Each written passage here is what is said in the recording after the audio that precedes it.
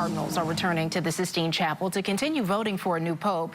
Let's go now to Rome, where Scripps News Deputy Political Director Joe St. George is standing by. Good morning, Joe.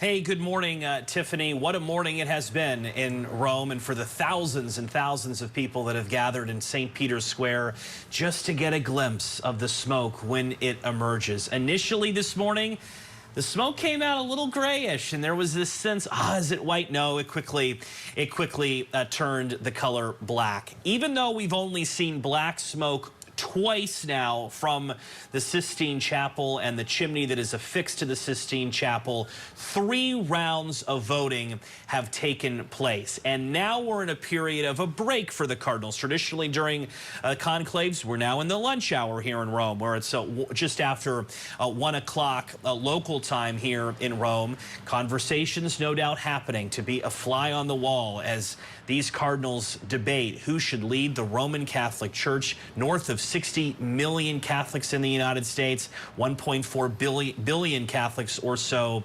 globally. We are, though, entering a period of time in which white smoke can really be expected, and that's based off recent history. We have some graphics that we can share you of how long it took Pope Francis and Pope Benedict and Pope John Paul II to be elected the leader of the Roman Catholic Church.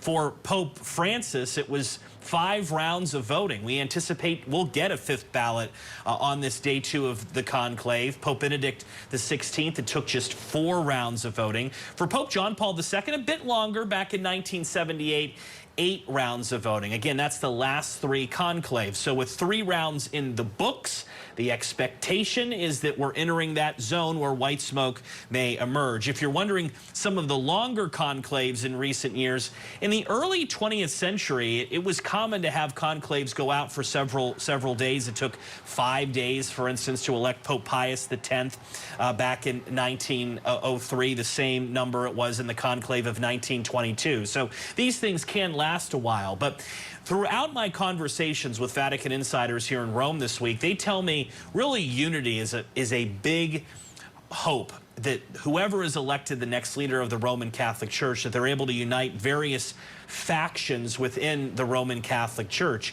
And cardinals are aware that the longer this goes on, the more likely headlines like a divided conclave or a divided church will dominate. We're not there yet. It's just been 3 rounds. No one should have expected a pope already. Today is, though, a crucial day for the contenders to lead the Roman Catholic Church going forward. Going into the conclave, Cardinal Pietro Parolin, who was Secretary of State under Pope Francis, was seen as the Italians like to say, in the polling position, as well as Cardinal Luis Tagle of the Philippines, a Catholic-rich country. He would be the first Southeast Asian pope. The reason today is crucial for the leading contenders, so to speak, is that if at the end of the day there still is no pope, no white smoke, that's when cardinals may say over dinner, before bed this evening, well, you know, I really like Cardinal Parolin or I really like Cardinal Tagle, but I just don't think they have the votes. Remember, the cardinals know the outcome of each round. We do not. It's not like the Vatican media is sending updates or a press release of how many cardinals or how many votes each cardinal received in the conclave. It truly is a secretive process. If this stretches into, let's say, a day 3 or even another day of voting, that's when the phrase consensus candidate will emerge. You'll start hearing Vatican experts and theologians talk about, well, maybe the leading candidates, they need to be thrown out, if you will, and someone who we're not even talking about right now needs to be elected to unite the various factions within the Roman Catholic Church. It is continuing to be a fascinating day. You can feel the energy here in Rome as the world remains fixated on a chimney affixed to the Sistine Chapel. Scripps News will have continuing coverage throughout the day, and whenever smoke appears from the most famous chimney in the world that you're watching right now, Scripps News coverage continues after this.